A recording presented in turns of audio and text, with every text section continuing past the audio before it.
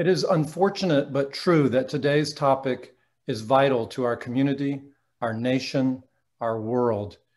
I believe it is an essential part of our public university's mission to host these important yet difficult conversations and hopefully educate both our students and our community members with the hope that education can promote values that lead our people to denounce the ideologies that lead to hate and violence.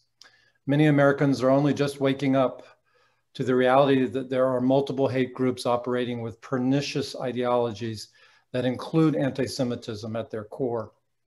January 6th certainly woke many who had ignored the connections for too long between anti-Semitism, white supremacy, misogyny, and extreme ultranationalism. I am proud of my faculty at FAU who confront these dangerous ideas that can lead to violence, and it is my fervent hope that we bring together in solidarity the many targets of that hate to work hand in hand to dismantle the underpinnings of what feeds the groups who have grown bolder and more open in the world over the last few years. Here at FAU, I want to highlight the work of Dr. Berger and his center. As the Radek Chair, and I want to thank the family. I know Mrs. Radek is here, I believe, today. I want to thank the Radek family for establishing Dr. Berger's chair many years ago. His research, publications, trilogues, and other lectures have the explicit purpose to bring people together and resist the horrific legacies of the Holocaust that smolder under the surface of too many societies. I am also thankful for the work of the recently endowed Arthur and Emily Gutterman Family Center for Holocaust and Human Rights Education and its director, Linda Medvin's work to teach teachers how to educate against hate. Thanks to their work and that of many other faculty and staff, we recently received the largest gift in FAU history to establish the Kurt and Marilyn Wallach Institute for Holocaust and Jewish Studies. And I want to publicly thank both families, the Guttermans and the Wallachs, for their faith in us at FAU and the Dorothy F. Schmidt College of Arts and Letters to continue and expand the work that Dr. Berger began many years ago. They joined the Radek family, the Gimelstob family, and literally hundreds of supporters, many of you in the room tonight, who have built our college's programs like the one you're going to receive today over many years. I believe that with the community's help, we at FAU can build an even greater world-class research and teaching effort to ensure that anti-Semitism and related hate are extinguished forever. Having 575 people sign up for this lecture today demonstrates to me that this community is standing up and supporting the work we all must do together. Thank you for coming out and standing up for the right values this afternoon. Now, it's my honor to introduce you more directly to Dr. Berger, who will then introduce our distinguished speaker this afternoon. As I mentioned, Dr. Berger has been with us for a number of years here at FAU. He came here from the University of Syracuse, where he chaired many distinguished programs. And here at FAU, he founded our Jewish Studies program and founded, as I mentioned, the center.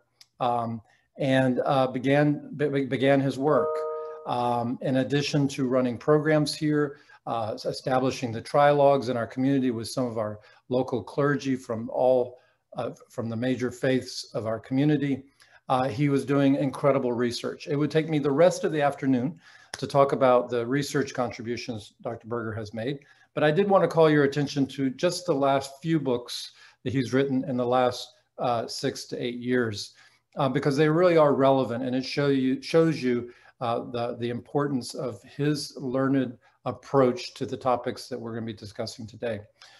In 2012, he wrote and edited a book called Terror and Trilogue, Judaism, Christianity, and Islam After 9/11.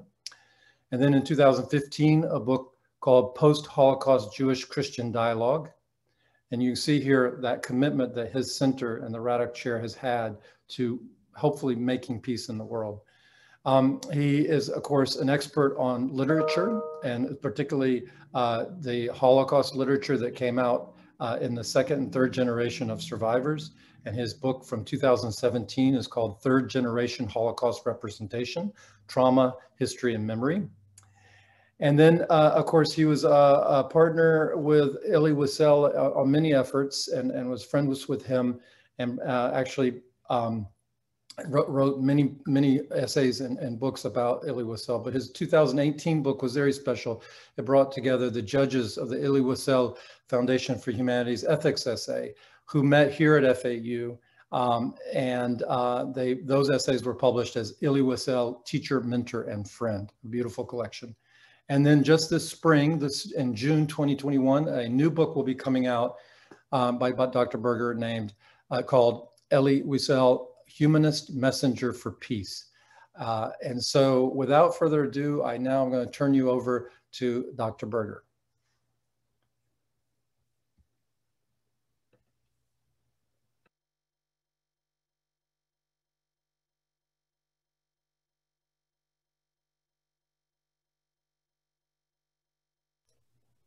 You're muted. Unmute. Unmute, Dr. Berger. How is this, better? Yes. Good. Yes. So I'm grateful to Michael for his kind words of introduction, and I'd like to welcome all of you to the initial lecture in the Radic lecture series.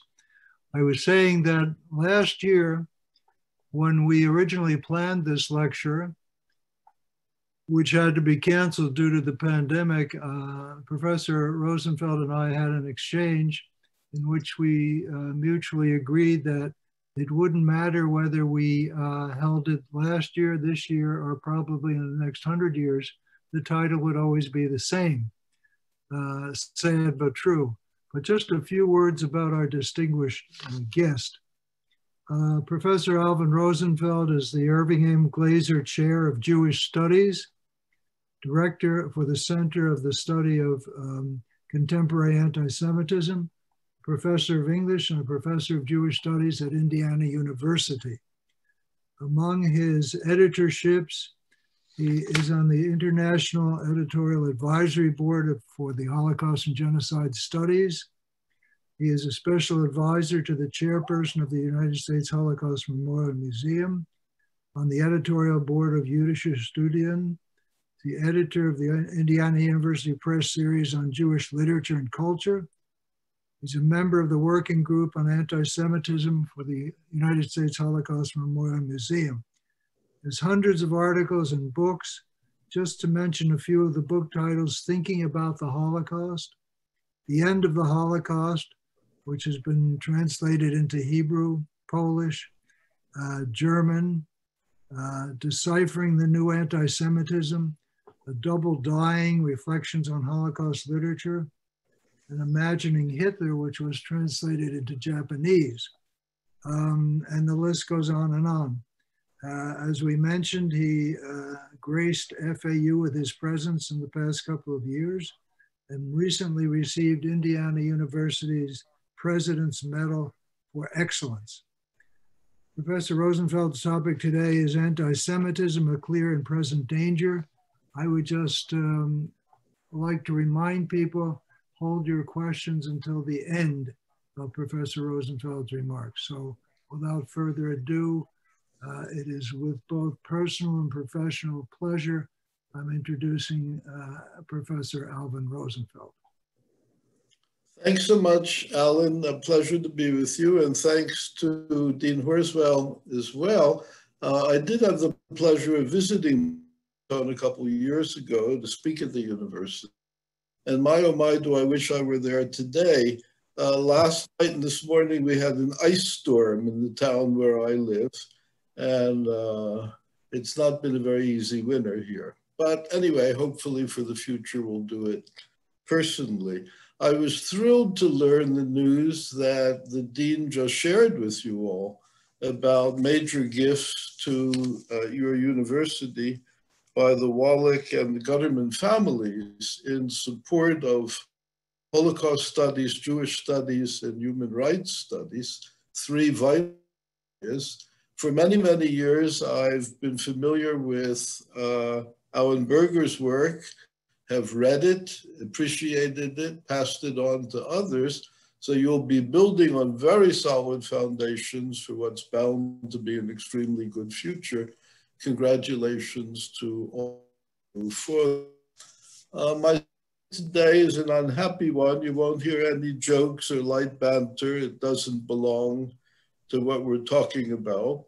But it's serious and we need to attend to it. Nazism, as we all know, was defeated in World War II, but anti-Semitism was not defeated. Relatively dormant in recent decades, Jew hatred has revived energetically since the turn of the millennium, and it's once again a threatening presence among us. Until recently, I think it's fair to say that most Americans have felt generally immune to it. That's no longer so. For multiple reasons, today's America face a level of hostility that most have never experienced before. It set their nerves on edge and forced them to think anew about the security of their personal and community lives today and threats they may face tomorrow.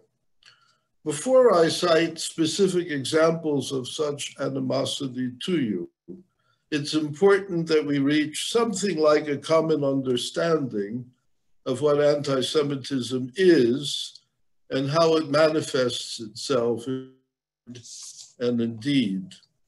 In its simplest terms, we might think of anti-Semitism as hostility to Jews based on an irrational and exaggerated fear of Jews, resentment of Jews, suspicion of Jews, distrust of Jews, hatred of Jews, etc. It draws on a large and by now familiar repertoire of anti-Jewish stereotypes that dates back over many centuries and typically condemns Jews as clannish, exploitative, money-hungry, stingy, out for themselves, cheating, conniving, and conspiratorial. And that's just the short list that I've given you. The language in which these accusations are made may vary from time to time. But the fundamental indictment remains the same. The Jews are guilty. Guilty of what, you might ask? Everything morally reprehensible, including acts of ritual murder, political corruption, financial crookedness, sexual depravity, and even the spreading of disease. Once these and other stereotypical images of the sinister Jew take hold and become normative, to dislodge, and if left unchecked, they can cause great harm. That harm is provoked by at least two major forms of anti-Semitism. I'll define those briefly for you by drawing on the important British philosopher Bernard Harrison, who recently published a major book called Blaming the Jews. And in that book, Harrison distinguished between what he calls social anti-Semitism and political anti-Semitism. I'll define those briefly and we'll see how they play out in our own country. By social anti-Semitism, Harrison refers to people who find Jews disagreeable, unlikable, not to be taken into present company. People who think about Jews in these negative terms just don't want to have much to do with them. Their goal is to marginalize the Jew, keep the Jew at arm's length. We're all familiar with it to some degree over time. In contrast to social anti-Semitism, we have a far more lethal form of anti-Semitism that Bernard Harrison calls political anti-Semitism. And what motivates that is not just dislike of Jews, but fear of Jews, fear that Jews are somehow looking to manipulate their way to power through conspiratorial on our political system, finances, media, etc. And to people who hold to such a view of the Jew marginalizing them is not enough, casting them out won't do it, they seek to eliminate the Jew altogether and ultimately to destroy the Jew. We're talking, in other words, about a homicidal form of anti-Semitism. And as I'll point out to you in just a moment, we've been finding examples of that in our own country. It's been occurring with increasing frequency in European countries over the past couple of decades, but it's now taking place in America as well. Consider the following, some of which will be familiar to you, although I'll go more deeply into it perhaps than you've had a chance to do until now, and some of it will be new. In November 2020, the FBI released an annual report on hate crimes in America during 2019. Among hate crimes based on religious bias, 60.2% of all such acts in America targeted Jews, this despite the fact that Jews make up only 2% of this country's population. In early May 2020, the Anti-Defamation League released its annual audit of anti-Semitic incidents in America. It reports over 2,000 acts of harassment, vandalism, and assault against Jews, the highest number in any year since 1979, when the organization first began publishing such information. As I'll soon describe, the most brutal of these actions have been lethal, taking the lives of Jews in the United States. Others have targeted synagogues, Jewish schools, homes, shops, community centers, and Jewish cemeteries. Many are carried out at the street level and involve acts of physical and verbal assault against individual Jews. At numerous schools, colleges, and universities, Jewish students have been harassed and Jewish property defaced. And hate speech against Jews and others proliferates no end on social media platforms on a daily basis. What do these findings tell us? At a minimum, that anti-Semitism is a growing fact of life in this country as well as abroad, and it needs to be taken seriously. Here are some examples. On October the 27th, 2018, Robert Bowers, no one had ever heard of him before, stormed into Pittsburgh's Tree of Life synagogue and shot 17 people who had gathered for Sabbath prayers. Guns blazing, he shouted, "All Jews must die," as he carried on his killing spree. 11 people, most of them elderly, were murdered. It was the deadliest attack on Jews in American history. Exactly 6 months later to the day, on April the 27th, 2019, a fellow named John Ernest, also previously unknown, followed Bowers's murderous example and entered the Chabad synagogue in California near San Diego with a semi-automatic rifle. Shouting, "Jews are ruining the world," he killed one person and wounded 3 others, including the rabbi. After the shooting, he declared, and I quote his words, "I feel no remorse. I only wish I killed more. I am honored to be the one to send these vile anti-humans into the pit of fire. They shall remain for eternity. On December the 2019, two more people previously unknown, by name David Anderson and Francine Graham, stormed their way into a kosher supermarket in Jersey City, New Jersey, guns blazing, and killed 4 people. Police later found a bomb in the assailant's car with a note saying they were going to blow up a synagogue in a nearby town.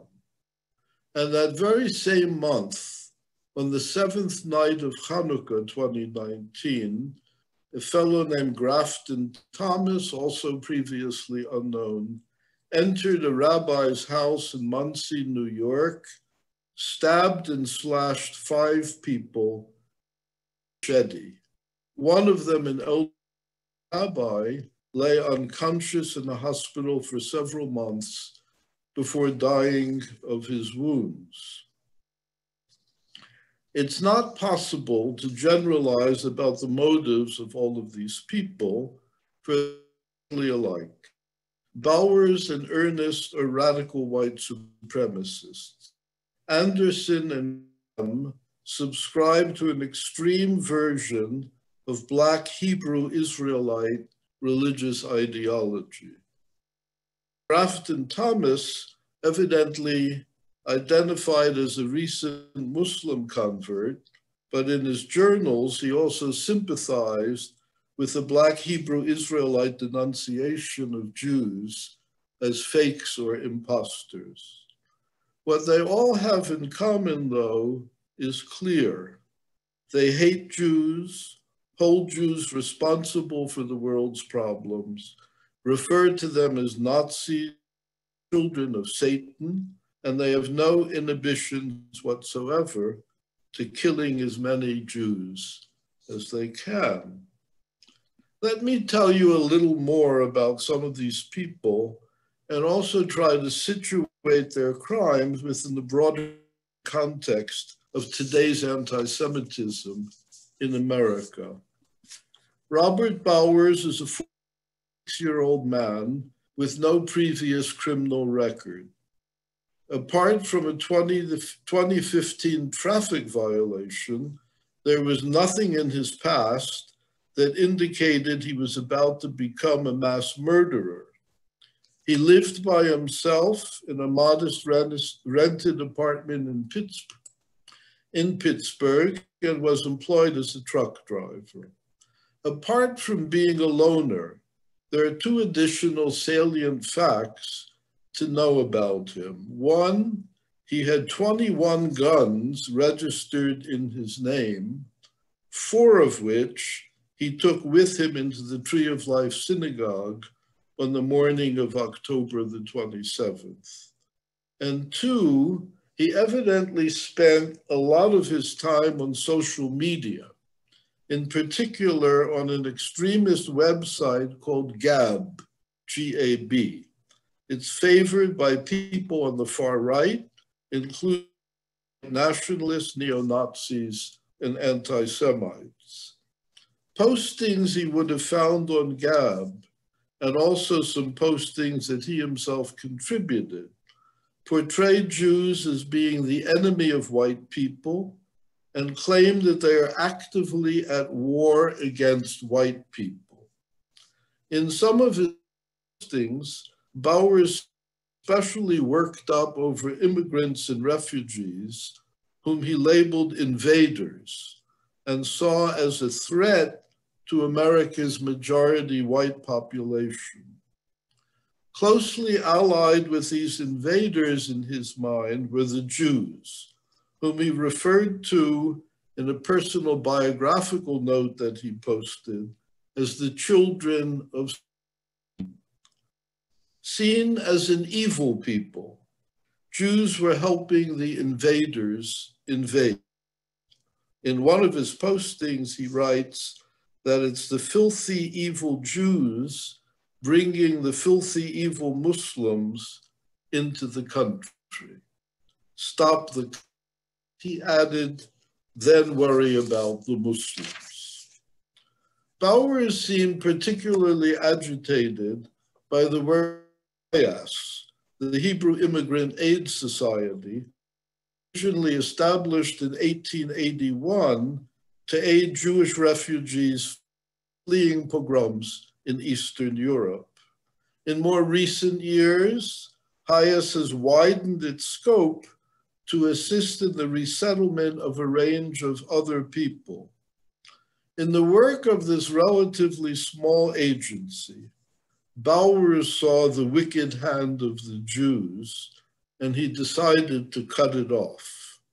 His very last posting on Gab reads as follows, and I quote him, "HIAS likes to bring invaders in that kill our people. I can't sit by and watch my people get slaughtered. I'm going in."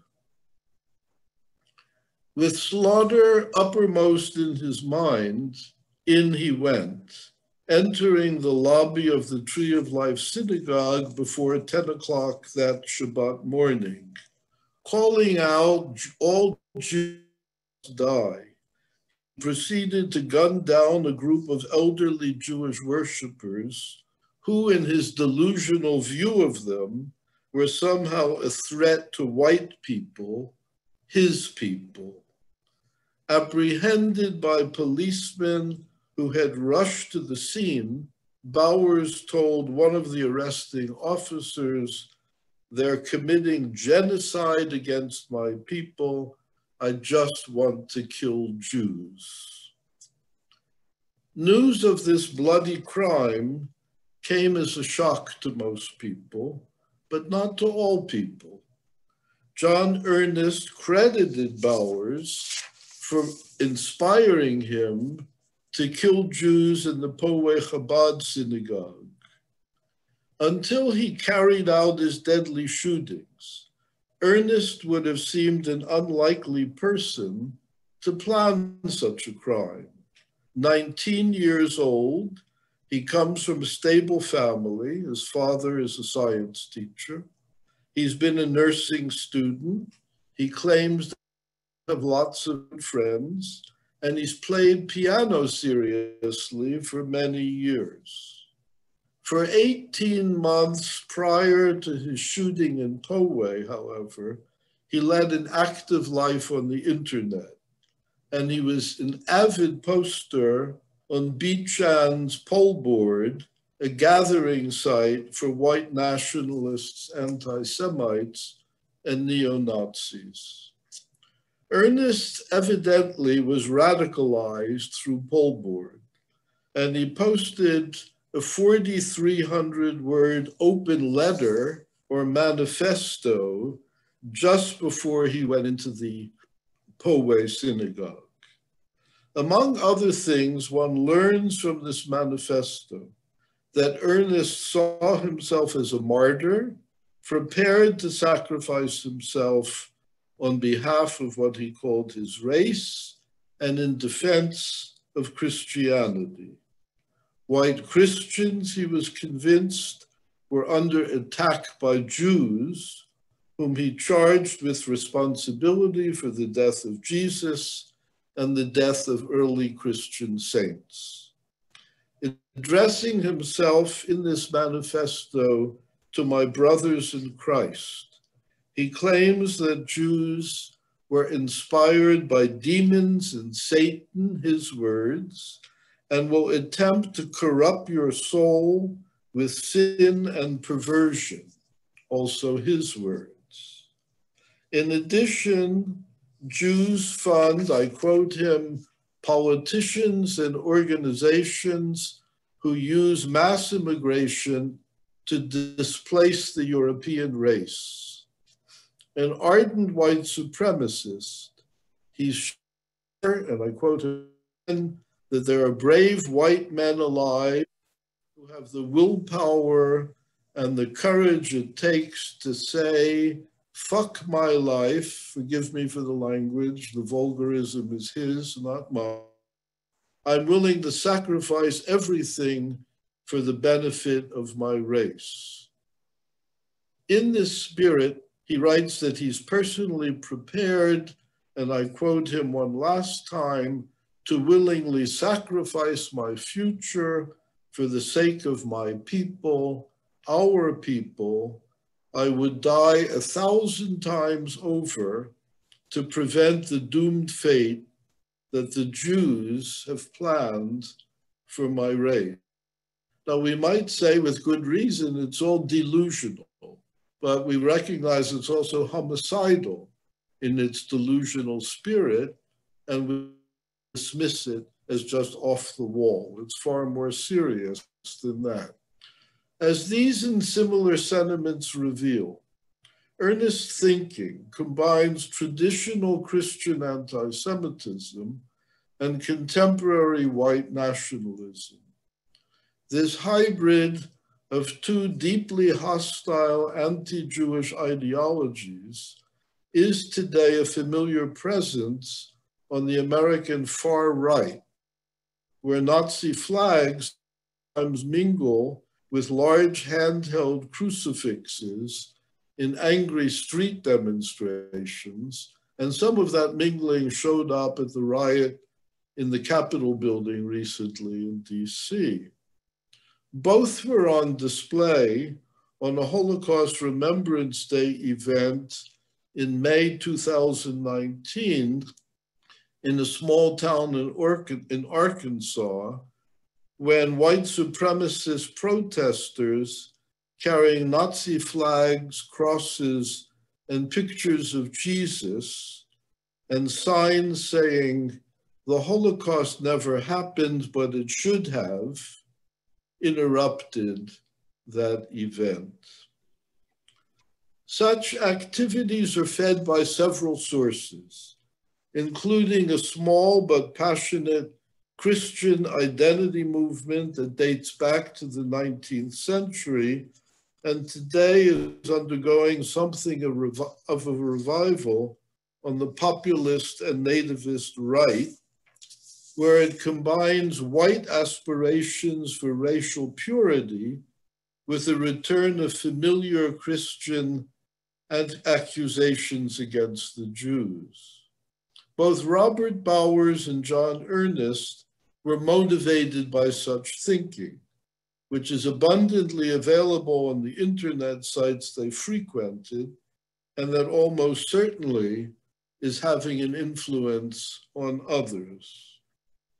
Like Bowers and Earnest, many who frequent these websites are obsessed with the notion that Jews are an evil, threatening, conspiratorial race. These people are angry and they're armed. For instance, just one day after the Pittsburgh killing, a 30-year-old white nationalist named Jeffrey Clark, who had participated in the Right rally in Charlottesville, Virginia in August 2017, wrote on Gab, and I quote him, and again, forgive me for the vulgarism, it's his, not mine. He wrote on Gab that the fucking kikes that got shot by the hero, Robert Bowers, were all active supporters of pedophilia, and every last one of them deserved exactly what happened to them, and so much worse. He also wrote that the synagogue shootings were merely, these are his words, a dry run for things to come. Fortunately, family members who knew Clark owned a gun and had a high-capacity magazine were worried about what he might do, and they turned him in to police. There have been numerous others as well. I don't have time to cite them all to you, but I will mention a couple more. Damon Joseph, a 21-year-old recent convert to Islam, and an aspiring jihadist, was arrested on December the 7th, 2018, for planning to attack a synagogue in Toledo, Ohio, on behalf of ISIS. When arrested by FBI agents, he boasted that he admired what Robert Bowers had done and was inspired by the synagogue shooter. I quote his words, "I can see myself carrying out this type of operation." He told that to the FBI. What motivated him? His words, "Jewish people are evil and deserve what's coming to them," he declared. All of that just before being arrested. And when he was arrested, the police discovered 2 assault rifles. He told them he wanted to kill a rabbi. Just 2 days before the synagogue shootings in Poway, California, federal authorities in LA arrested a fellow named Mark Stephen DeMeo, another recent convert to Islam, who had been planning a terrorist attack against synagogues as well as churches and military bases. There are many others. I don't have time to put them before you. Let me add that there were attempted attacks against 2 synagogues in Boston and 1 in Chicago in May of 2019. There were actual attacks against synagogues in Miami, LA, Pueblo, Colorado, Duluth, Minnesota, Richmond, Virginia, and other American cities. And in the summer and fall of 2020, synagogues in Berkeley, California, Portland, Oregon, and Wilmington, Delaware were the target of arson attacks. In July 2019, an elderly man, a Jewish man, was shot outside his synagogue in North Miami Beach. In October 2019, 2 other Jews leaving their synagogue in Sunny Isles Beach, Florida, were threatened by a knife-wielding man who screamed anti-Semitic slurs at them. When arrested, the assailant told police he was a Black Israelite and real Jew, not like these fake Jews who are here stealing money from us. Those fake Jews should go back to Israel. While underreported, physical assaults on religious Jews in parts of Brooklyn and elsewhere have become, unfortunately, common occurrences. The same is true of the placement of swastikas and other anti-Semitic graffiti on synagogues, Jewish homes, schools, and cemeteries, today an all too common practice. What can we learn from all of these incidents about what's happening today and may in fact continue and get even worse ahead? Anti-Semitism, we know, never exists in isolation, but it arises and flourishes within a general climate of social unrest and sharply divided antagonistic political differences. In addition, when economies go down, anti-Semitism tends to go up. Among parts of the population, thinking may then take conspiratorial turns and look around for who is to blame for the economic pain, social disorder, and political turmoil they see all around them. Jews have long been scapegoated as the cause of such troubles, and they're being scapegoated once again in our own day. As evidence, take a look at the kind of social media sites that I mentioned to you before, learn whatever you can, if you can stomach it, about QAnon, and you'll find Jews singled out time and again as the cause for everything from the coronavirus pandemic to the electoral defeat and impeachments of President Trump. In fact, the mob that invaded the Capitol building in Washington, D.C. just now on January the 6th included white supremacists, hardcore neo-Nazis, and anti-Semites, some of whom that President Trump was the target of what they call a Jew coup. Who's behind the Jew coup? In their own delusional thinking, the financier George Soros and members of the Rothschild family. Nazi symbols, as you will recall, were recognizable of the people in that mob, at least a few of whom were wearing Camp Auschwitz t-shirts. Not so long ago, such slogans would have brought disgrace to anyone foolish enough to display them. Now some wear them with pride. Until recently, it's been commonly believed that America is different from other countries for being largely free of ongoing serious anti-Jewish hostility. In fact, though, American history has hardly been free of anti-Semitism. Social anti-Semitism is part of the country's history, and in earlier decades, American Jews experienced varying degrees of discrimination and exclusion in employment, residential neighborhoods, universities, resorts, social clubs, even hospitals. A hard-edged anti-Semitism at its most extreme, reflecting Nazi views, was at times a prominent part of the public discourse of the 1930s, 40s, and 50s. And during these years, Jews were frequently accused of disloyalty, economic profiteering, and warmongering.